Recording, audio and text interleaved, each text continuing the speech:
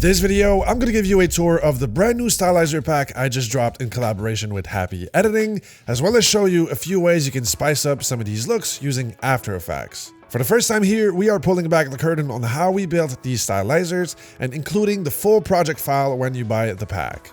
If you want to check it out, just click the first link in the description down below, but now let's get right into it. So the cool thing about this pack is you can do everything inside of Premiere Pro and you can apply the styles to both text and logos.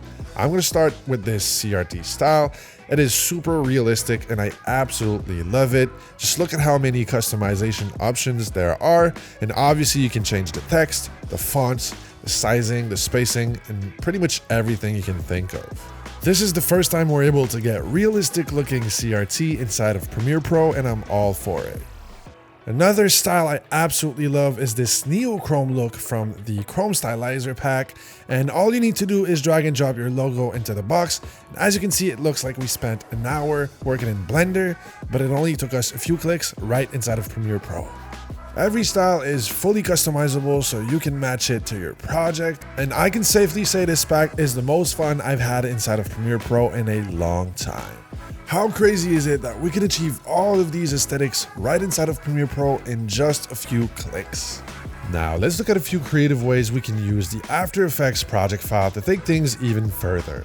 An amazing way I like using the CRT Stylizers is to filter boring YouTube overlays through it to give us some custom one-of-a-kind assets. In this specific case, I'm just gonna need to prep it by adding an exposure effect and bumping it up quite a bit to make sure the actual Stylizer picks it up.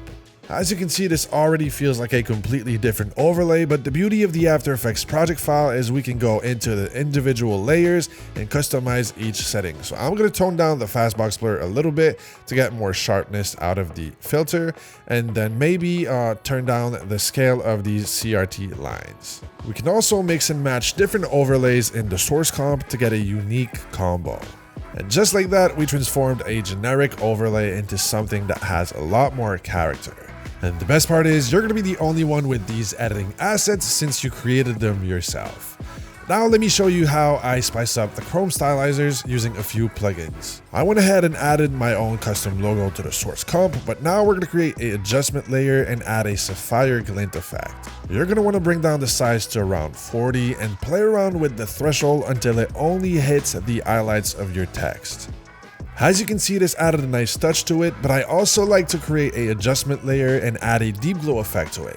Set the exposure to 0.8 and add a light blue tint. And here's the final result. As you can see, it already looked cool, but this just made it even better. And the coolest part is this little trick is going to work on every single Chrome style. If you don't feel like using third-party plugins, let me show you how to recreate this Apple commercial look using the Onyx Stylizer paired with a simple background technique. To recreate this look, what you'll want to do is create a white solid on which we're going to add a circular mask that looks something like this. Make sure you turn up the feather quite a bit and tone down the mask expansion because we're going to be moving it around and you don't want to see the edges of the layer. The goal here is to keep it subtle, so we're going to bring down the opacity to around 15, and I'm just going to fix the position by moving it around like that. Once you're happy with how it looks, just move over the layer to the left, hit it with a keyframe, then move the cursor up 5 seconds and then animate it like that. Next, duplicate the solid and flip it using a 180-degree rotation. You'll also want to invert those position keyframes so that both overlays don't move in the same direction.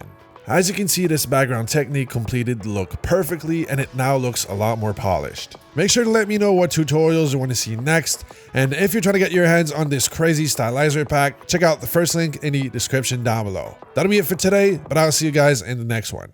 Peace.